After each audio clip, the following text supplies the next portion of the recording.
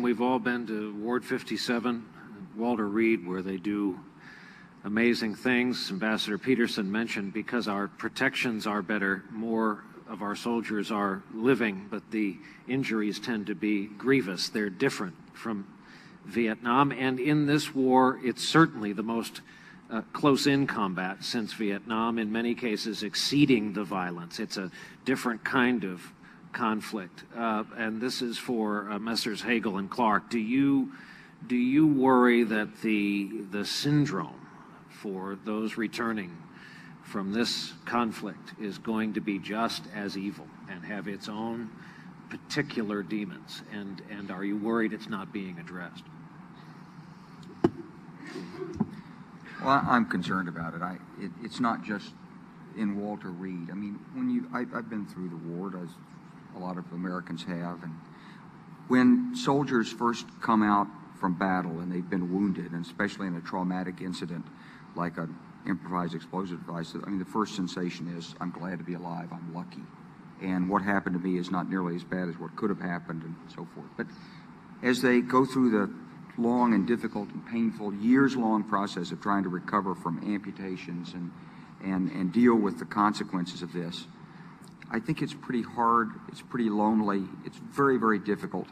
It's everything from who their friends are and who stays with them, and do their families really accept it, and to their employment, their self-image. It's very deep.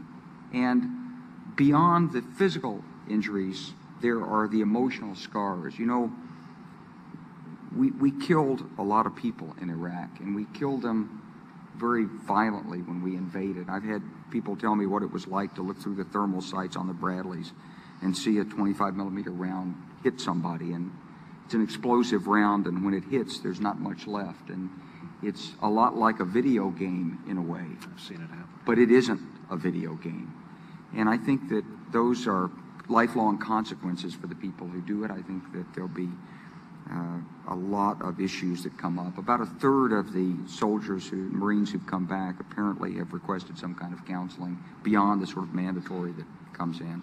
I think that's just the tip of the iceberg that we're seeing. And General, you were hospitalized with wounds for some time.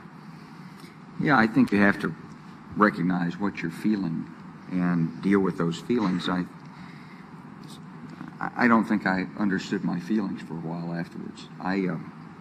I was there on the ground, and I led our troops to find the enemy across a little bamboo footbridge, and I was, at that point, I was the first guy they shot at, and I turned just as they opened up with an AK-47. So I took a round and went through the shin, another one through the hand, another one through the shoulder, and then when I was trying to get away, I think that's when I got shot in the butt. And so we had a little firefight there. We overran the base camp. There were some blood trails there. We didn't kill the guy that was in the bunker who did the shooting, as far as I know. And I went back. I went through convalescence. I commanded another company. I worked in the Pentagon. I taught at West Point. I went through the staff college. I was an operations officer in a tank battalion in Germany. I ended up working for General Haig in Belgium as his assistant executive officer when I was a major.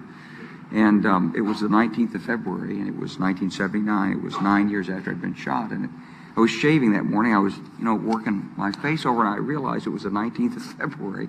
And it was 9 years since I'd been shot. And I realized that I thought back, I said, every year I think about this day, and I remember that guy got away. And it makes me angry. And that was when I finally came to terms with it. I had had it in me for 9 years that I had somehow failed because this man had gotten away, and I just finally just put it aside. Should have had Peterson shoot down the footbridge. He became very good at that. Would have been a big help. Missed it. Sorry about that.